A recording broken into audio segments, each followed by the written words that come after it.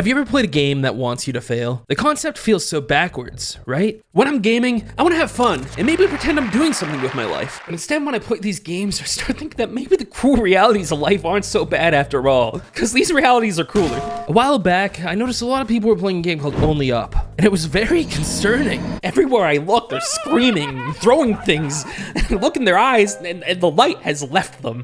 And it made me wonder, why play these games at all? I mean, sure, obviously they do good on Twitch or YouTube or whatever have you, but normal people play these games too, not just sick freaks like us YouTubers. So there has to be something I'm missing, right? So I came up with a theory. I mean, nobody's playing these games for fun, right? Maybe there's just some kind of secret to personal growth in these games that I'm missing out on completely. So I challenged myself to play and beat the 3 hardest rage games I could find and see if there is maybe some secret meaning behind them all. Is there though? Hypothesis.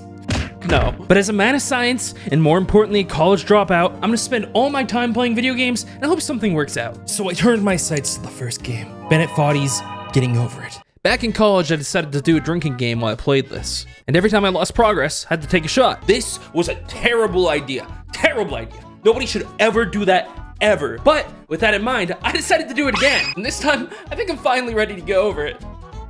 And so I started the game. And at first I didn't think it was that bad. Dude, I got the fucking schmooze, this game is easy. But quickly it became apparent that that was not so true. Just lost a lot of progress.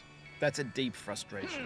Hey Siri, how do I get a lobotomy? I had only fallen a few times at this point, but already my regret was growing and my brain cells were shrinking. But I knew that I had to beat it, because at the end of it all, I think it'll make me a better person. I'm gonna shoot Bennett Foddy 17 times in the chest if he doesn't shut the fuck up right now, dude. You see, I was supposed to be getting over it, but instead, I was developing new problems. This game was making me violent.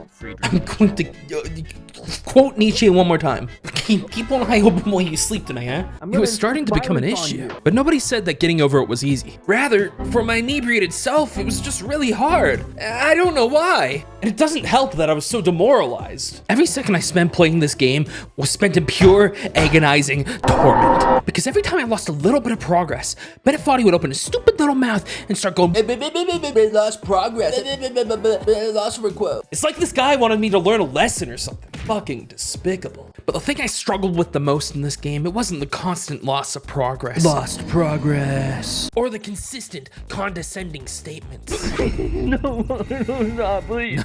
No. It was something completely within my control. So I mean, like, it's controls. Like, fucking mouse controls don't make sense. They don't. Like, where's my mouse at any given time? Oh my god, dude, I'm gonna kill you. I'm gonna kill you. I'm gonna kill you in real life. But despite my best efforts, eventually I ran out of alcohol. A new day was upon me, a new sober day, and I was going to seize it. What? No. I feel within me a peace above all earthly dignity. But it turns out that this game is actually just fucking hard. The alcohol was just making it a little bit harder. But something being hard has never dissuaded me before. In fact, it just makes me want it more. So few obstacles remained in my way, and there was no way I was gonna stop here. I just need to figure out how ice works. Shit! And eventually, I had made it. I dedicate this game to you, the one who came this far. I give it to you with all my love. Make me feel bad for being into you. Helicopter, helicopter. And so I was a changed person, or just really mentally damaged. I can't really tell. I had finally gotten over it, and I was eagerly awaiting my award. I mean, what could possibly make this all worth it? And I was met with this gray screen and a chat forum that hasn't been used in ages. So why did I climb this mountain? What was the purpose of this? I mean, I don't really feel accomplished. It just made me angry. And through some twisted Pavlovian conditioning, being angry just makes me want alcohol. It was over. I was lost. I felt no closer to the answer than I was at the beginning of this adventure. This is a game that I never thought I'd come back and beat, yet here I was at the end of it. So I had to look inward and really ask myself, what could possibly make this worth it? Woman, big badonkered, fat honker, smoking hot, babes. And if you need woman, there's only one place you can go. So I turned to Jump King. there's a smoking hot babe at the top. And what more motivation does a guy need than a smoking hot babe at the top of a really long, really hard climb? Is that why people climb Mount Everest? Sure, I could probably Google smoking hot babe, but where's the fun in that? I mean, it's all about the chase, right? That's what the most despicable people on the planet tell me, and why shouldn't I believe them? So I started the climb, and soon after, I started the fall. I think getting over it changed something within me. Because every time I fell, I could only mutter one thing. Bruh, bro, stop it, stop, please. I was a broken man. Jumping is a unique level of frustrating. I feel like if I had not devolved into a grunting caveman, then there would be no drywall left to punch. And I couldn't let that happen. I mean, think of the housing market. See, the way Jump King works is the longer you press down the space button, the farther and longer you're gonna jump. The problem with that is that if you hold the button down even a millisecond too long, you're gonna go careening down a hole to your local Denny's parking lot at 3 a.m. and nobody wants to be there. But alas, no amount of mediocre breakfast food could deter me. I knew I had to see the babe at the top, but the path ahead was grueling, and if I was to reach my goal, I had much to learn. This game's fucking easy, dude. Fuck. The first thing I learned is that if I was gonna do this, I had to fundamentally change who I am. I had to become a hater. So I deforested the Red Crown Woods. I hate trees. I sanitized the colossal drain. Shit, I hate centralized sewage systems. I said no to the deals of Bargainsburg. Yes, fuck you, capitalism, I hate you. And then I made it to the Great Frontier. And I think this is a good place to talk about what makes this game so incredibly frustrating. If you've never played or seen Jump King before, then maybe this will come as a shock to you. But this game is fucked up levels of punishing. The amount of times I would find myself in the Great Frontier so high up on the map, just to find myself moments later in the sewers again, was totally okay. It was totally fine. I'm not upset. One wrong jump will tilt you, and then you'll make another mistake on another jump, and it'll just keep on going down. There's no end to it. This shit should be called Fall King. But that's besides the point, because eventually I made it through. Holy fuck. Holy fuck. Fuck you, monk. I'm out of here. I'm done. Yes. Of course, many and all joy I felt here was out of pure ignorance. Because moments later, oh, bro. But eventually, I outblew the winds of the windswept bluffs. Oh, is it over? Oh my god, is that a fucking checkpoint? I love organized religion. There was merely a few screens between myself and the babe, and I was determined to find her today. In any case, there wasn't really anything too bad between myself and the hot ice physics. Yes, there was ice physics in this game. Every gamer's worst enemy. How could I, a mere gamer, possess the knowledge required to understand how my body will move across a patch of ice? If I was gonna make it past this, I had to prepare myself. If I was gonna beat ice, I had to understand it first. But then it hit me. It's so obvious. Objects not subject to the forces of friction maintain the momentum for longer, so I just need to counteract that momentum. And it turns out that when you move the opposite direction of your inertia, you'll stop moving. And just like that, I was on the other side of the blue ruin, and nothing else happened, and it was super easy, okay? You have to believe me. So I entered the tower. The babe was within my grasp. Nothing could stop me. And so I climbed, and I fell.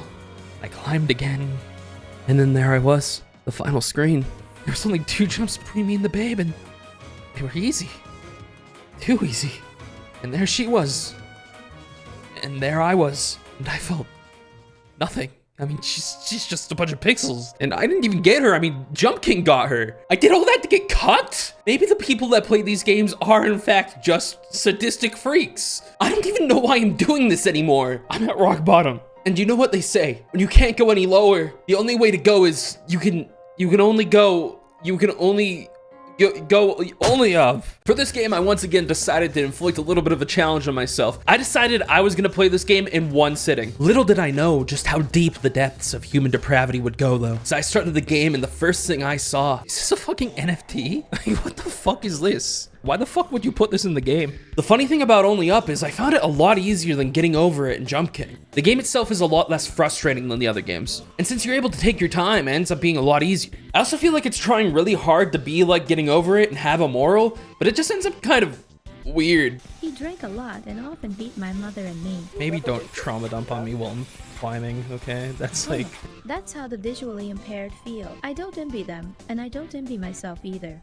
What? In a fucked up way, it kind of made me miss Bennett. I'm sorry, Bennett. Trash. You Trash deserved becomes better. I thought my experience with the previous games would have helped a lot with this game. And for the most part, it did. But nothing could have prepared me for ice physics.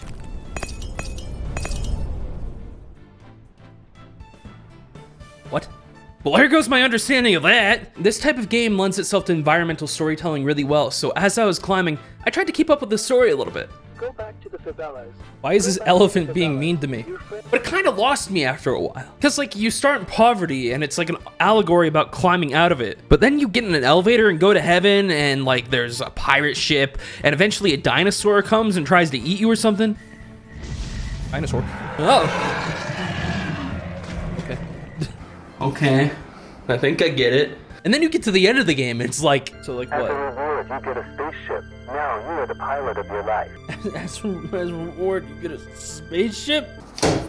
What? Overall, I only fell 1 or 2 times and only up, and I think it kind of detracted from the experience for me. Let me be clear, Getting Over It and Jump King were frustrating ass games, but at least I can look back on them and be proud that I did it. You know, I pushed through and climbed those mountains. Honestly, I don't think I would feel that pride had I not played this game and breezed through it. I've never once played a video game that has retroactively improved my opinion on other video games before. That's how bad Only Up was. I don't know. If you asked me if there was anything that could be learned from playing these games, I could give you an answer. And this video is a product of that answer. The things most worthwhile in life are hard. They're difficult. You're gonna fuck up, you're gonna fail. To be transparent, basically all of the gameplay footage you saw in this video was recorded about 6 months ago. And in that 6 months, I have tried to edit and make it into something that I thought I would be proud of. And multiple times along the way, I gave up. I was like, this is a stupid video. Nobody cares about it. Nobody cares about me. Why should I make it? But the fact that you're watching this today is evidence enough that you only lose after you stop trying. And I think that moral is what made the difference for me between Only Up and Getting Over It. Bennett Foddy said it best.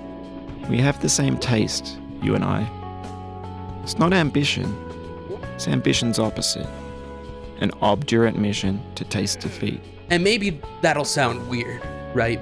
But the way I interpreted it is Getting Over It isn't a game about climbing a mountain. It's a game about learning to love the climb. And since then, I've beaten the game a second time, which is something I thought I would never say. And all it took for me to discover this was experiencing the climb without the difficulty. And the moral of Jump King, women aren't worth it. That's not to say I like these games. I hate them. I hate them all. But at a base level, at least, I kind of appreciate their value. Should you play them? Fuck no. Just like talk to a friend, dude. Hire a therapist, anything. Do not put yourself through this. Well, that's it. I beat the 3 hardest games about climbing that I could find. And now I never have to worry about it again, because why would anybody else make another game like... No.